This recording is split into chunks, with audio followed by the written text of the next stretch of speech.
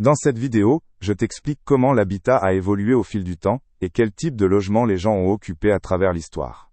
Des grottes aux maisons intelligentes modernes, nous allons découvrir les développements les plus passionnants dans le domaine du logement. Il y a plusieurs milliers d'années, les hommes vivaient dans des grottes. Elles offraient une protection contre la pluie, le froid et les animaux sauvages. Ils n'avaient pas de meubles, mais utilisaient des pots ou des pierres pour s'asseoir et dormir. Était simple, mais cela les maintenait en vie.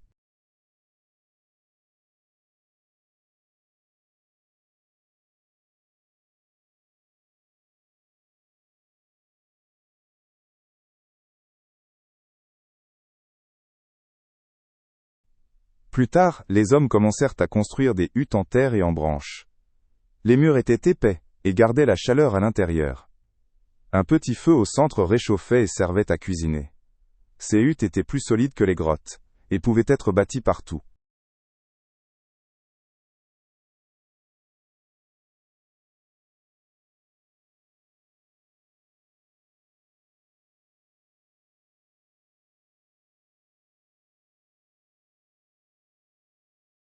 À Halle, âge du bronze, les maisons en bois devinrent de plus en plus populaires. Les gens abattaient des arbres, et construisaient de simples huttes avec un toit en paille. Elles comportaient souvent une seule pièce pour toute la famille. Ces maisons étaient plus chaudes et plus confortables que les huttes en terre.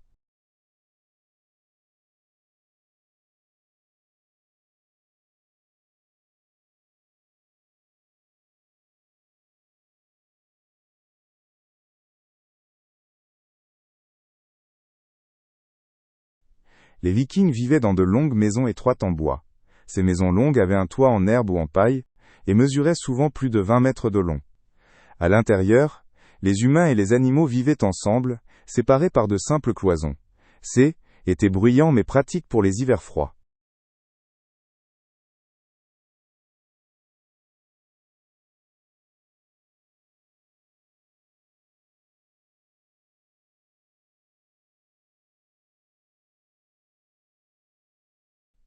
Au Moyen Âge, les riches construisaient des châteaux en pierre. Ils avaient des murs épais, des tours et une grande salle. Les gens ordinaires habitaient encore dans de petites maisons en bois, ou des huttes. Les châteaux étaient sûrs, mais souvent froids et sombres.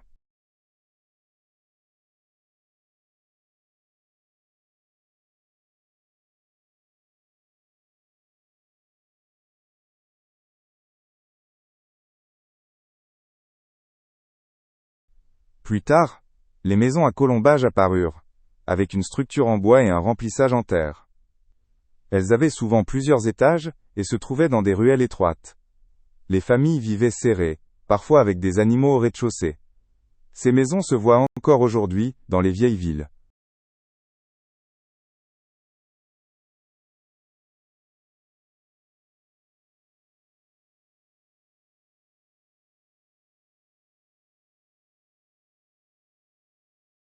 À la campagne, les maisons en terre restèrent courantes longtemps. Elles étaient peu coûteuses à construire, et gardaient la fraîcheur en été. Elles avaient souvent un toit en paille et de petites fenêtres. Les gens y vivaient simplement, mais heureux.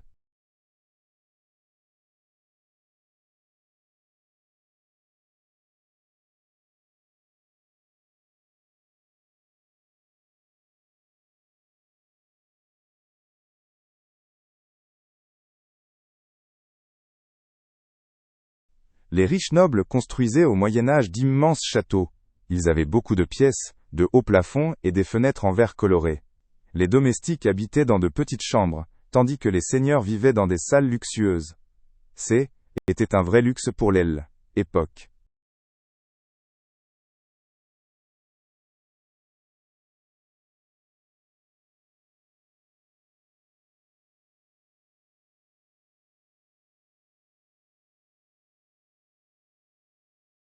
La plupart des paysans vivaient dans de petites huttes en bois ou en terre. Ils avaient une pièce pour tout faire: dormir, manger et travailler. Le toit était souvent percé, et le froid passait par les fissures. La vie était dure, mais ils s'en sortaient.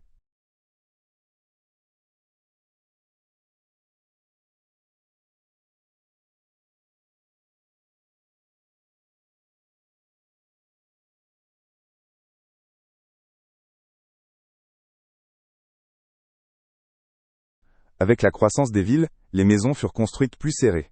Beaucoup avaient 2 étages et de petites cours.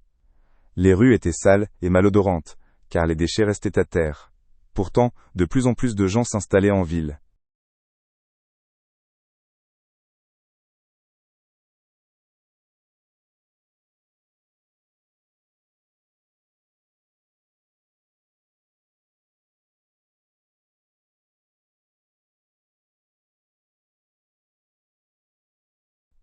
À la Renaissance, les maisons devinrent plus belles et symétriques.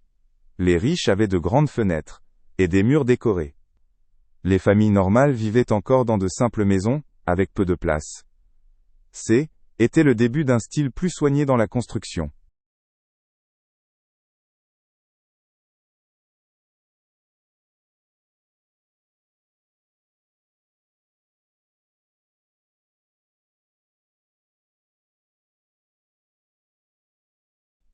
Au baroque, rois et princes construisaient d'immenses palais.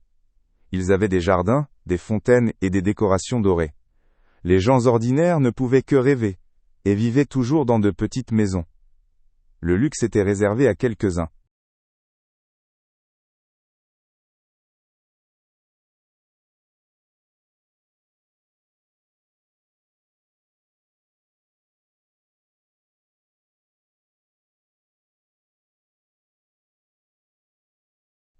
Avec l'industrialisation, les usines attirèrent beaucoup de monde en ville. On construisit des logements ouvriers, de grands immeubles avec de petits appartements. Souvent, plusieurs familles vivaient dans une seule pièce, avec peu de lumière. La vie était étroite et bruyante.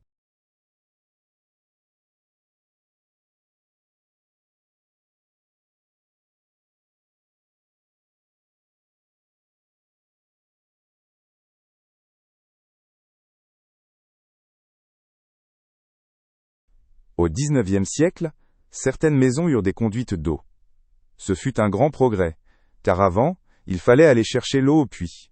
Les toilettes étaient encore dehors, mais la vie devenait peu à peu plus confortable. L'habitat devint plus propre et plus facile.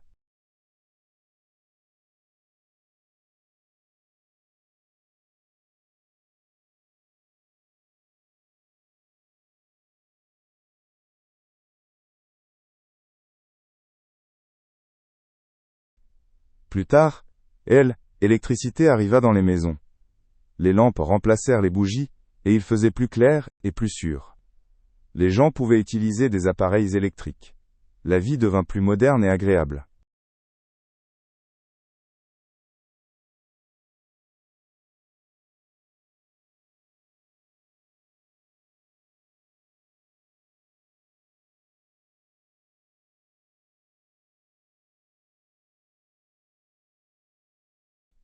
Au XXe siècle, beaucoup quittèrent la ville pour aller vivre en banlieue. Là on trouvait de petites maisons avec jardin, souvent en rangées. L'air y était plus pur, et était plus calme qu'en ville. Les familles eurent enfin plus d'espace.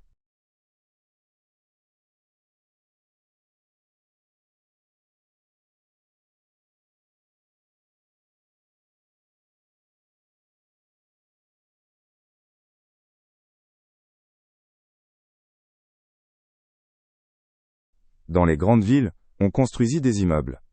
Ils avaient plusieurs étages avec des appartements superposés. Les ascenseurs facilitaient la vie, mais l'espace semblait parfois étroit. Était pratique pour les personnes avec peu d'argent.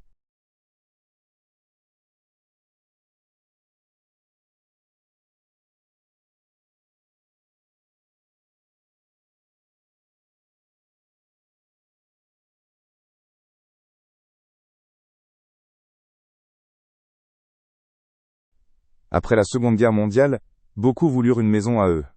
Les maisons individuelles avec jardin devinrent modernes. Elles avaient souvent 2 étages et assez de place pour les enfants. Était le rêve de nombreuses familles à l'époque.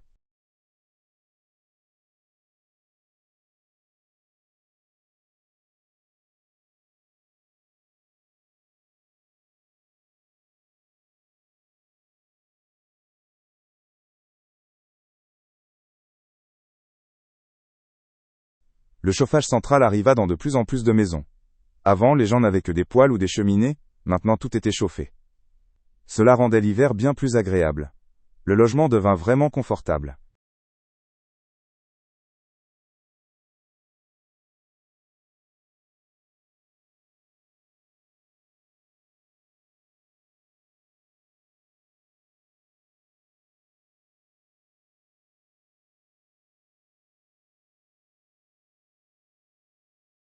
Les cuisines furent équipées d'appareils électriques comme le réfrigérateur. Cuisiner devint plus rapide, et les aliments restaient frais plus longtemps. Avant, ça était un luxe, maintenant c'est normal. La cuisine devint le cœur de la maison.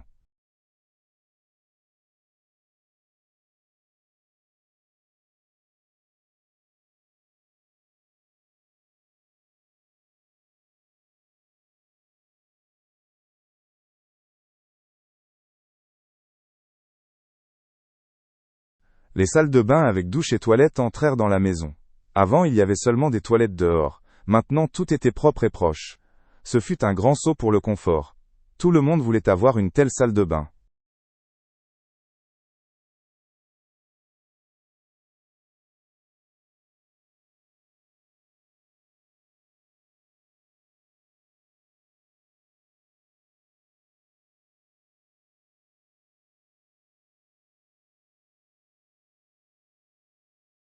Aujourd'hui, il y a des maisons qui font presque tout toutes seules.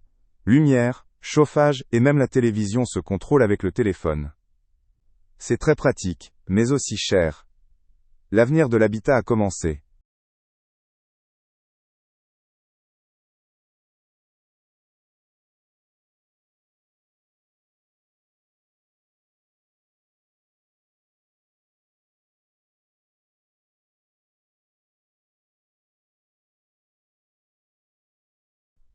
Certaines personnes vivent aujourd'hui dans des toutes petites maisons. Elles sont petites, mais bien aménagées, avec peu de place. Cela permet d'économiser de l'argent et de protéger l'environnement. Les jeunes trouvent ça très chouette.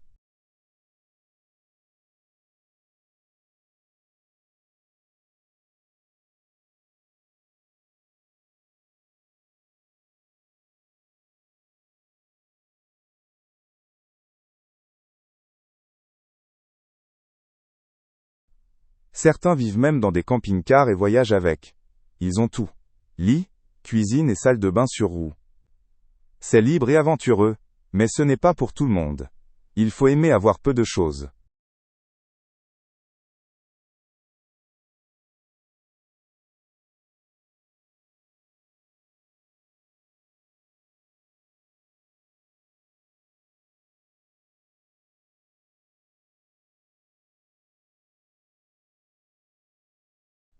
Les maisons écologiques en bois ou en terre sont à la mode aujourd'hui. Elles utilisent les travers, énergie solaire, et sont bonnes pour la nature. Les murs sont épais et gardent la chaleur sans beaucoup d'électricité. De plus en plus de gens soucieux de l'environnement y vivent.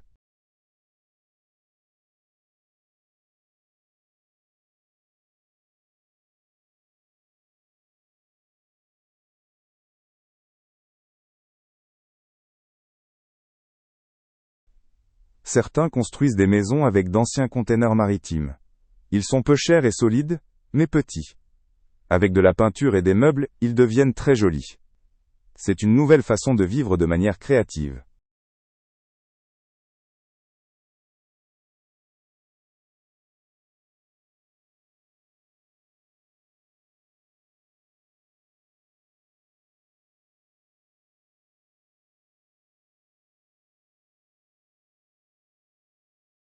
Aujourd'hui, certains vivent en colocation, même avec des inconnus.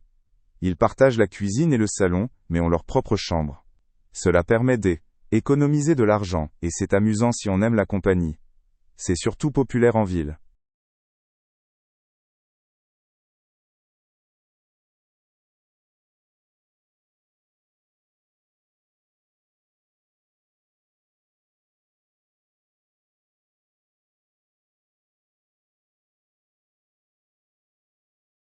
Les riches construisent d'immenses villas avec piscine et cinéma. Elles ont souvent plusieurs étages et beaucoup de technologie. C'est du pur luxe, mais peu peuvent se le permettre. Pour la plupart, c'est un rêve.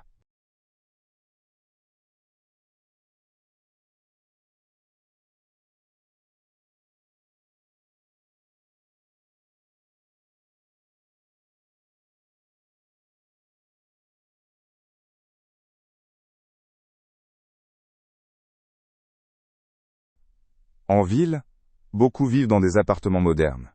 Ils ont de grandes fenêtres, des balcons, et sont souvent chers. C'est bruyant et agité, mais proche du travail et de l'aile. École. Beaucoup de jeunes adorent la vie urbaine.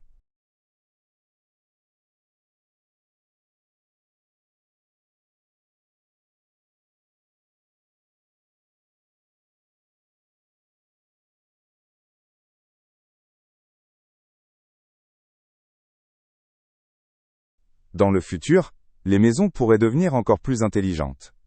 Des robots pourraient nettoyer, et les murs changer de couleur. Peut-être vivrons-nous même sur la Lune. Ce sera passionnant de voir ce qui va se passer.